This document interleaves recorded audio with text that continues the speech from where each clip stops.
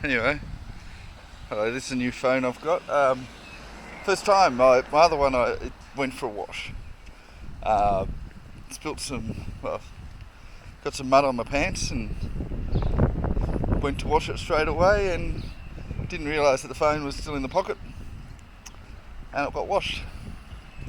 So went through a whole round, came out, it was still technically working, but I couldn't do anything, like it was still showing. But yeah, once you get water on it, phones don't cope with water. I mean, one day maybe someone will invent something, and who knows, maybe they already have, but maybe they'll one day invent something that will let phones cope with water. But at the moment, that's their great weakness. They're like, I suppose, the witches in the Wizard of Oz. Throw a bit of water on them and they die. These phones that, you can drop them, you can throw them in things, all that sort of stuff. A little bit of water on them and they're dead. And I mean, I suppose that's the thing. Like, if you had your regular laptop or desktop computer sort of thing, they don't like water much either, but they're not quite as fragile as phones. And I think for me, that's why I don't really like the idea of spending $2,000 on a phone. And I know some people say, "Oh no, I just get it on a plan." Yeah, but your plan, you have to spend $90 a month for however many years. So, I don't know, I mean, I'm sure for a lot of people it works out, it's better value, but for me, you're still getting a $2,000 phone, you just don't realise that that's what you're doing.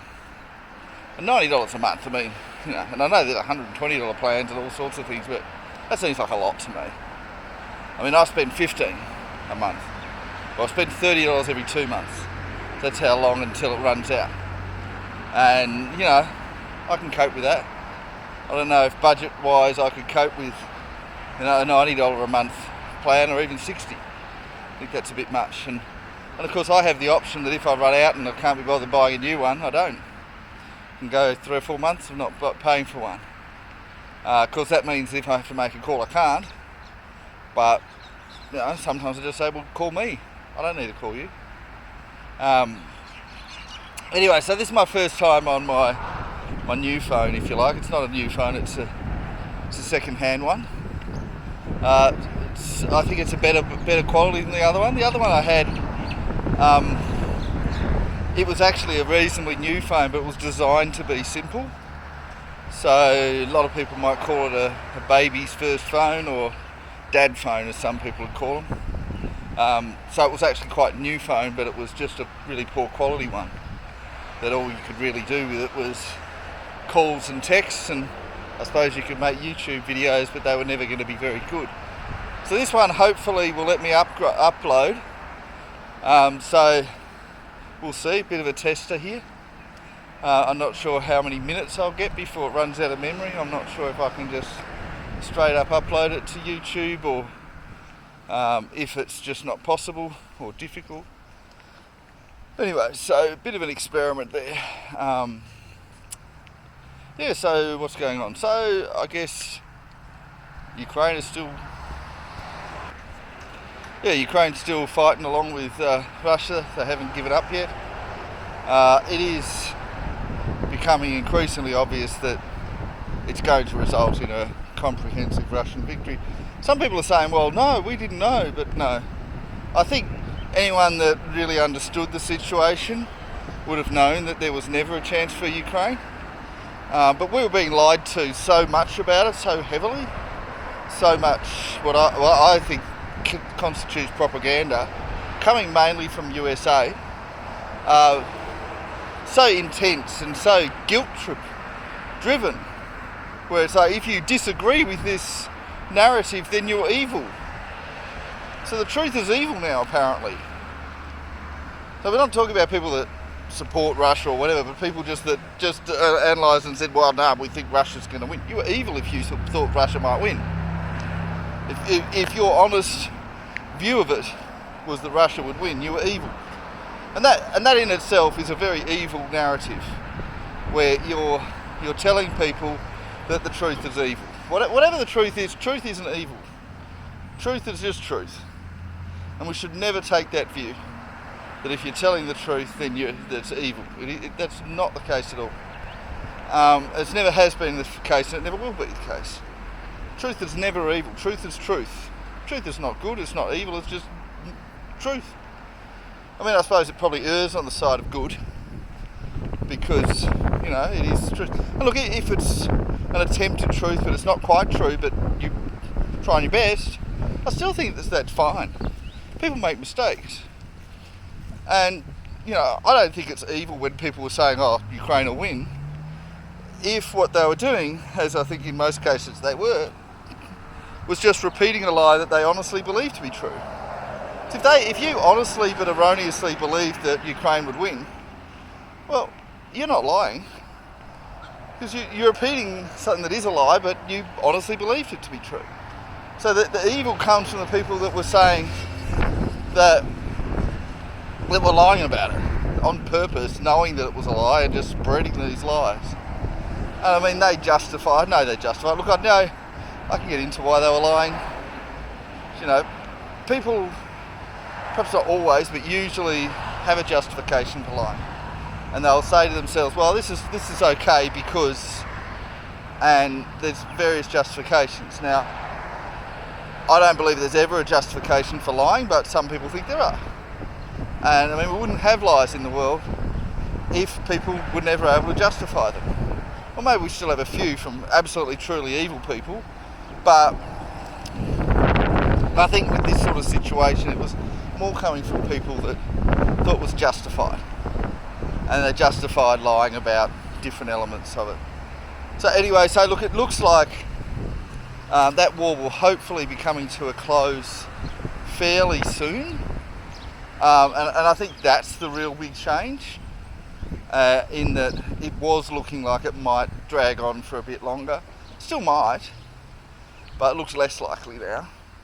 It looks like we will probably be seeing fairly soon, and I don't want to put a definite timeline on it. And look, we are into November, so I think realistically it probably still will go on to 2024, but perhaps not much into 2024.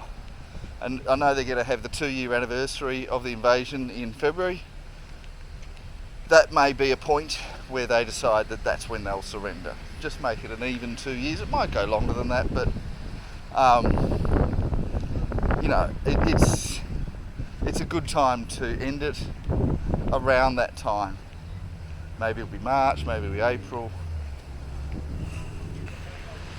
And we also have to say that, I think there's May somewhere, it's a victory day for Russia over the Nazi Germany in World War II, and that's sort of a good time to surrender because, that was Ukraine's victory too.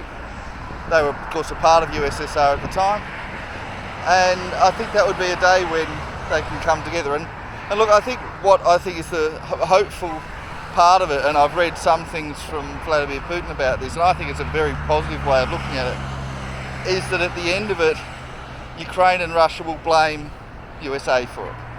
And that they will come together, make peace, not just as a surrender in which Russia wins and Ukraine loses, but do it in such a way that Ukraine at least feels like they're winning because they'd feel like it's a victory over USA. Now, I know that is a bit of a political spin on it, because a lot of people will point out, hey, actually, USA didn't start the war.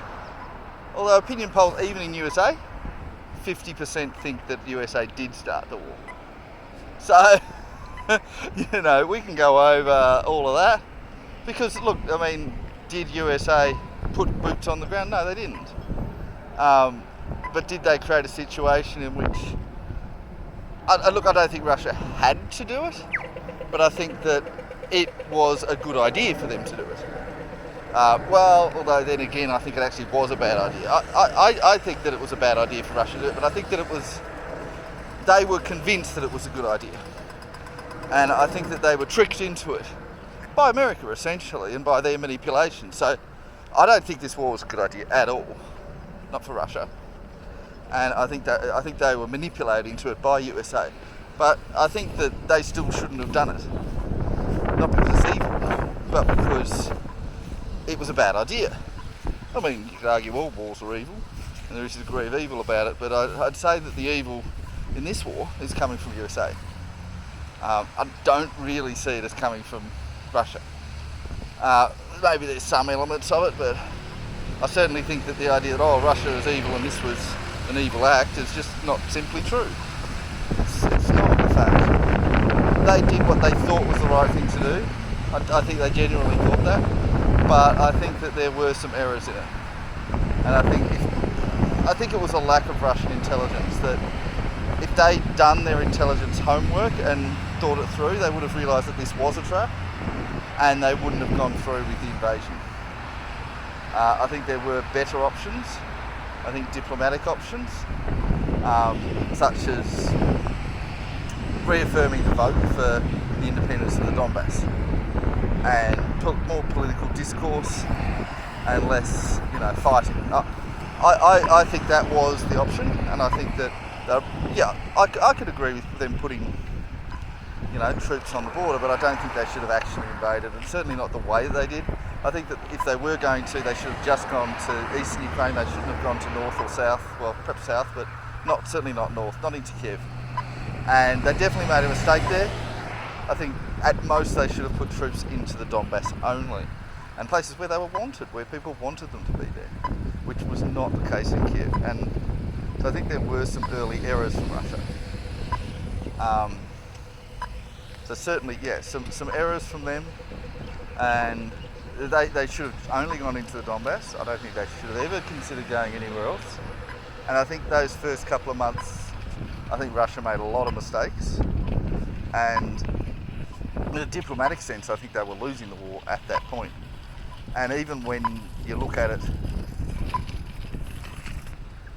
from the point of view of soon after that, when they moved back into the eastern Ukraine, I still think diplomatically they were losing. It was a good move. I agree with them doing that. I definitely think that was a positive move, but I think it took a little while before that started to pay off. So I would say, from a diplomatic point of view, and which I think is realistically what you're really doing for winning, I would say that diplomatically,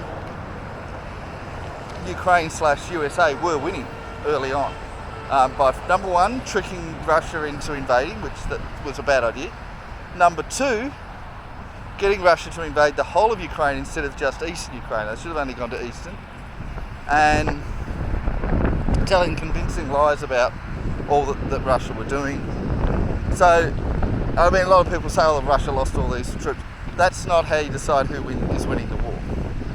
But I also don't think Russia were losing that many troops. But it's rather irrelevant who loses the most troops as to who wins the war. You take the Israel situation with both Palestine and the wider Arab community. Israel has consistently only lost one for every 10 Arabs that have died in that whole 70-year conflict. 75 years, I believe it is, since 1948. So they've consistently lost 1 out of 10, but some of the wars they have been viewed to have lost. So you can lose a war while losing less men. In fact, you can win a war while losing more men. Russia, when they defeated Nazi Germany, lost 20 times as many men as the Germans, but they still won. So I know a lot of people are highlighting that. They're saying, Russia's losing more men. Now, I don't think they are, but even if they were, it doesn't mean they're losing. So, there is that element. But I do think that Russia were, from a diplomatic point of view, from a real point of view, were losing the war in terms of making those mistakes. But I think once they focused on the Donbass and eastern Ukraine, I think that diplomatically they have been winning.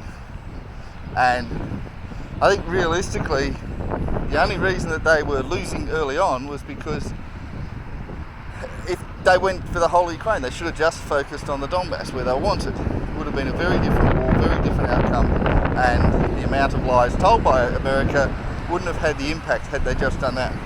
But also I think that they shouldn't have gone to war.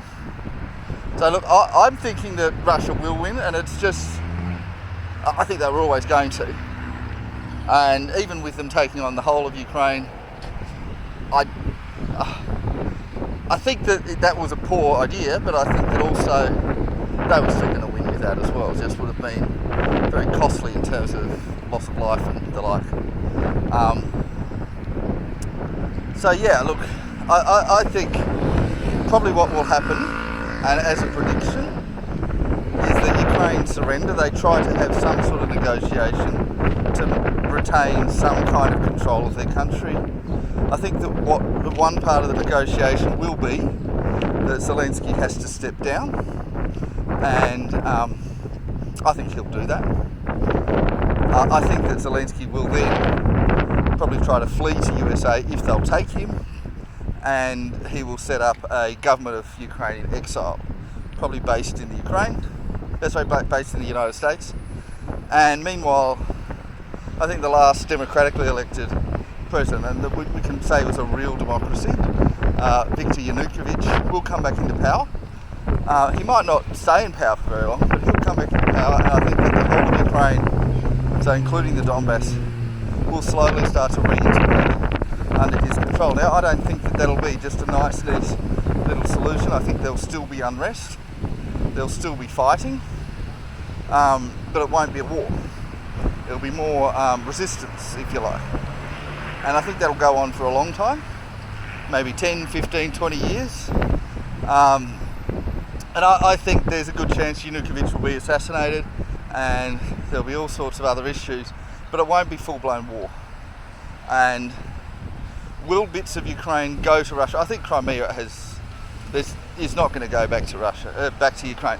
Crimea is going to stay in Russia. Are the Donbass going to? I don't think that's going to go back to Ukraine quickly. Maybe not at all, and maybe they will join Russia again. That is an issue. And there are individual areas, and you're going to say, all right, how much Ukraine is going to stay as Ukraine? Is Ukraine going to be split? Are you going to have an eastern Ukraine and a western Ukraine? And there are all these things to work out. So I don't see there being an east and west Ukraine as a resolution of this war. Certainly not just a little dribble of Ukraine that is currently under Russian control. That's not going to form its own country. That's not a possibility.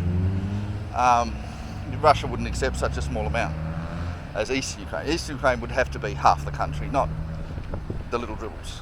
So, yeah, look, there is a chance that eventually they'll form into two countries.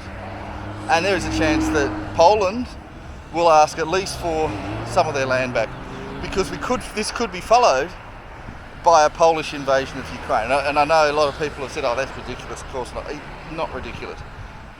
Ukraine has some land that belonged to Poland and that was taken from Poland at the end of World War II as a sort of payment for the Russians beating the Nazis. And Poland are like, what? How's that fair? So they want that land back. Now, arguably, it's not Ukraine's fault. It's more, Russia and Germany's fault, but they still lost it.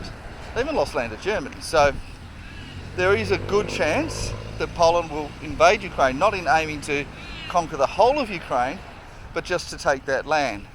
Now, it's possible that they'll just be given the land. It could be quite a complicated diplomatic situation, but I think ultimately Poland will get that land back. It's nowhere near the whole of Ukraine. It's just a fairly small part, but that'll go back to Ukraine. Back to Poland. So I think that it'll take a while. And look, there's going to be issues there for a long time to come, because I think that this was an evil war. It's more sort of because there were so many lies told about it, and such deep lies. It's the sort of thing that's going to take 20, 30, maybe longer than that, at least 20 or 30 years just to start to resolve. So the sooner the war itself finishes, the better. But then there's going to be a lot of things. There's also things like the rebuilding of Ukraine. Now, Russia will probably take care of the parts that are loyal to Russia. Will they take care of Western Ukraine? Probably not. Will America? They might. Probably not very much. They're all going to be asking who has to pay for it. International community probably won't.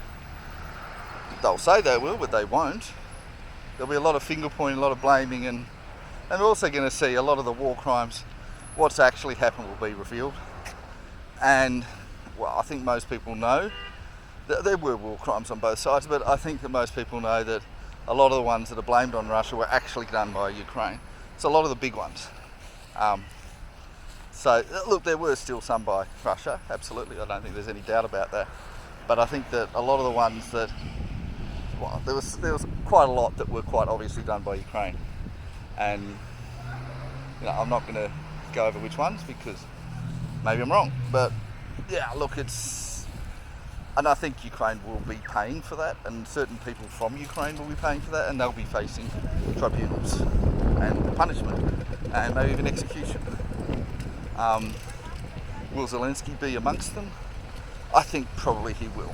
I think Zelensky could be facing war crimes tribunals, and I think he'll be hiding up in USA by then, most likely. He'll be tried in absentia. USA will object to it, but I think he'll be found guilty and sentenced to death for his role in this. I don't think he'll be killed because I think USA will protect him, and that'll of course then raise questions as to the legitimacy of the International Criminal Court, the role of countries that can just object and not fulfil them, and so forth. And we'll be going on about this for a long time. That's the Israel-Palestine conflict. That's very, very simple to me. Israel will win. I think that the idea of Palestine will quickly vanish, and they'll defeat and take some land from Iran, and then they'll be condemned enormously. But I think they're going to win that. I'm not saying what they're doing is good, of course not, but I think that it's just going to become one state, one country, and yeah, unless USA backs out, but that's not happening at the moment. Anyway, that's it from me. Bye bye now.